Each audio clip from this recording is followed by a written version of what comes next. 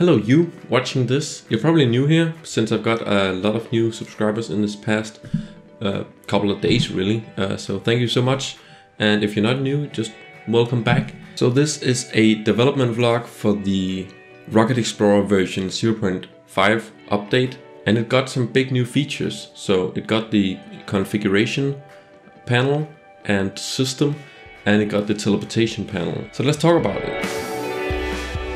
So the configuration panel, I started out with 4 ideas. I sketched them all out so you can see them on screen now. The way I showed it in the last development vlog, I talked about making a system where you can change all the individual stages and fairings and stuff like that. The problem with that is you could basically make configurations that don't exist in real life. So I chose to go with a design where you can basically just choose configurations that exist in real life.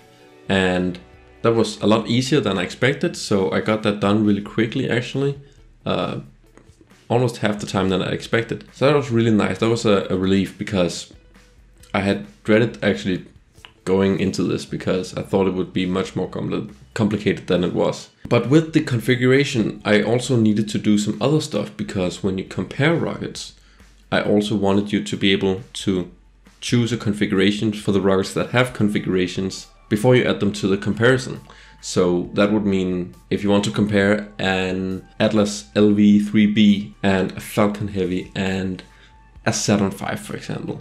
And then let's say you wanted an Atlas V as well. I wanted you to be able to add all the rockets, and then when you added the Atlas V, I wanted it to ask you before you add that what configuration you want. And so I had to add that. And that was actually more complicated than I thought it was, so I think it kind of evened out. Obviously I had to re-render a bunch of stuff for the configurations, so I had images for all the different configurations in the panels. And you'll probably see right now that the Falcon 9 has some red crosses over because I didn't make a render for the expendable version. That's my bad. It'll be updated in the next version. I basically just re-rendered all my rockets in the same lighting and the same perspective, and so now they're all very clean, orthographic, like images from one angle with no perspective. And that's, I think it looks really clean and I'm really happy about that. It's actually not completely done yet. So in the next update, you'll see when you choose the Starship only configuration, it'll actually move the Starship down to the floor position instead of just the Starship hovering up there. I'm also gonna add some more configurations because obviously more rockets have different configurations than the ones I have in now. For example, the Soyuz has different configurations where it can carry crew. It can carry a smaller fairing than the one I have right now. So let's move on to the teleportation panel.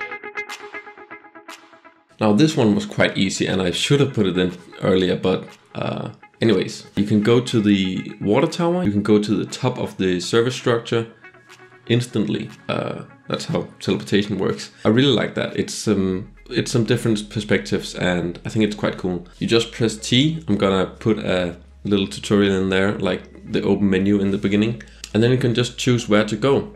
I also made a reset button because some people fell through the ground. I have no idea why or how, because you can't actually do that in the development version when I'm just testing it.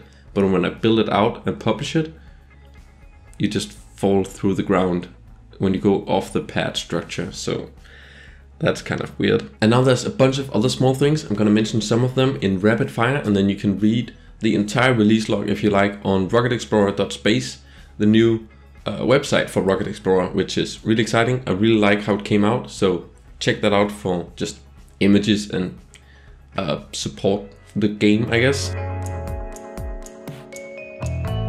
There's some new rockets. We've got Energia, New Glenn and Starhopper. I added a welcome screen, so now instead of being greeted by the Antares 230 plus rocket, you are greeted by a welcome screen. I overhauled the Vulcan rocket, so now it's got a new second stage, it's got boosters, a new fairing and stuff like that, so it's much more accurate. I fixed the new Shepard fins so they didn't fold out on the exploded view. They do now. The Falcon 1 engine, at the bottom I was missing some stuff, so I added that now. The Electron, I had one of the metal bands that you see on the rockets. That actually belonged to the second stage. I had put it on the first stage, so now that's correct. I obviously have a lot of stuff planned for the future, and specifically release 0.6 in the next month. So if you want to see what my future plans look like for this in detail, or if you just want to support me, go to patreon.com/StanleyCreative, and there's also a link in the description. And through that, you can also become a producer of Rocket Explorer, like these wonderful people, Tim Dodd, NielsNB, and Felix Schlang. A huge thank you to all of my Patreon supporters. You really make this possible for me and viable for me to spend time on this. This is my dream come true. So thank you guys so much, and I will see you in the next animation or development vlog or trailer I do. Just subscribe here and you will see more awesome content I will give to you. So anyways, thank you guys so much. Bye.